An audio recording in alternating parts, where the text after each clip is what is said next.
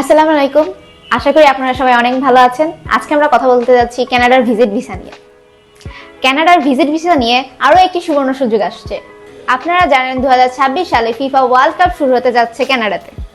সেই কারণে ভিজিটরদের কানাডাতে ভিজিট ভিসা ইস্যু করবে অনেক। 2025-এর শেষ থেকে 2026-এর মাঝামাঝি পর্যন্ত প্রচুর পরিমাণে ভিসা ইস্যু করবে কানাডিয়ান সরকার। সেটারই প্রস্তুতি নেওয়ার সময় এসেছে এখন আপনাদের। আপনারা যারা কানাডার ভিজিট ভিসার জন্য দীর্ঘদিন অপেক্ষা করছেন কিংবা অ্যাপ্লিকেশন করে অপেক্ষা করছেন বা নতুন করে অ্যাপ্লিকেশন করতে চাচ্ছেন, তাদের জন্য খুব ইম্পর্টেন্ট ইনফরমেশন এই ভিডিওতে শেয়ার করব।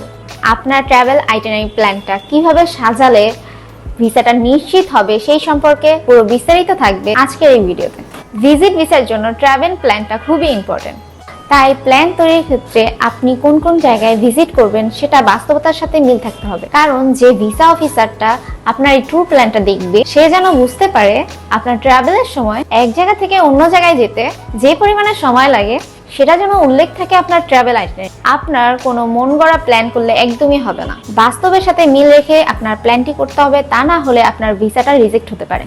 কারণ ভিসা অফিসার বুঝবে আপনার এই ট্রাভেল প্ল্যানটা সম্পূর্ণ রিয়েলিস্টিক না, যেন ভিসা অফিসারটা বুঝতে পারে যে আপনি জেনে বুঝে এই প্ল্যানটা তৈরি করেছেন। যখন কোনো ট্যুর প্ল্যান বা কভার লেটার তৈরি করে থাকে, তখন কভার লেটারে লেখা থাকবে যে আমি এই জায়গায় ভিজিট করতে যাচ্ছি।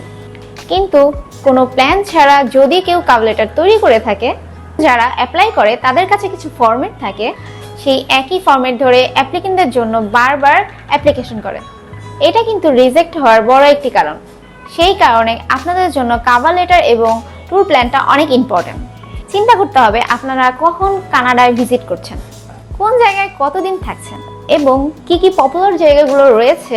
ধরে নেন টরন্টো, এবং কি টরন্টোতে দেখার মতন কি কি রয়েছে।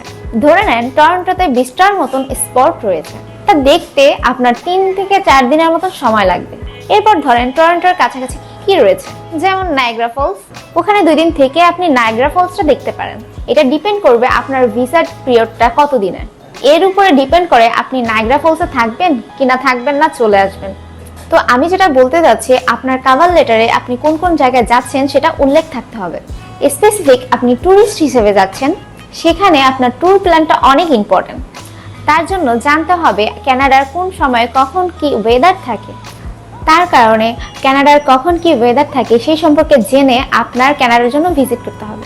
কিছু কিছু ক্ষেত্রে স্পট ভিজিট করা যায় না এবং ভিজিট এরিয়াগুলো প্রচন্ড শীতের কারণে যাওয়া যায় না। সেই কারণে সবগুলো স্পট ভিজিট করা যায় না এবং বিভিন্ন এরিয়াও যাওয়া যায় না। কিন্তু সেখানে যদি আপনি যেতে চান, সেটা যদি আপনার ট্রাভেল প্ল্যানে না থাকে, সেটা কিন্তু রিয়েলিস্টিক হবে না।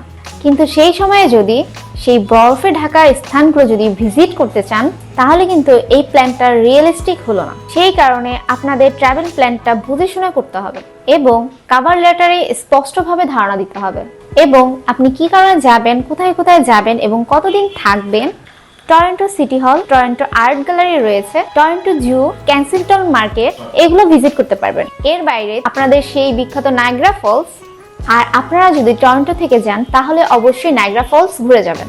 আর যদি টরন্টোতে যদি 4-5 দিনের জন্য যান, তাহলে অবশ্যই আপনার নায়াগ্রা ফলসে ঘুরে আসতে পারেন। নায়াগ্রা ফলস একটা ওয়ার্ল্ড ফেমাস জায়গা, তো আপনি টরন্টো সিটি থেকে 3-4 ঘন্টা ড্রাইভ করলে নায়াগ্রা ফলস দেখতে পারবেন। তো বন্ধুরা, আজকের ভিডিওটি এই পর্যন্তই। কিভাবে আপনি কানাডার ভিজিটের জন্য এই ট্রাভেল প্ল্যানটা সাজাবেন, কোন কোন সাইটগুলো আপনি দেখবেন, খেয়াল করবেন, সেই সম্পর্কে ছোট্ট একটা ধারণা তুলে ধরলাম এই ভিডিওতে। তো বন্ধুরা, যারা 2026 সালে ফিফা ওয়ার্ল্ড কাপ দেখতে চাচ্ছেন কানাডাতে, তারা কিন্তু অতি দ্রুতই কানাডার জন্য অ্যাপ্লাই করতে পারেন। তো বন্ধুরা, আজকে এই পর্যন্তই। দেখা হচ্ছে পরবর্তী নতুন কোনো ভিডিওতে। সেই পর্যন্ত সবাই ভালো থাকবেন। আর আমাদের ভিডিওটি যদি ভালো লেগে থাকে তাহলে অবশ্যই লাইক করবেন এবং আপনি যদি চ্যানেলে নতুন হয়ে থাকেন তাহলে অবশ্যই আপনি চ্যানেলটি সাবস্ক্রাইব করবেন। তো আজকে এই পর্যন্তই। সেই পর্যন্ত সবাই ভালো থাকবেন। আল্লাহ হাফেজ।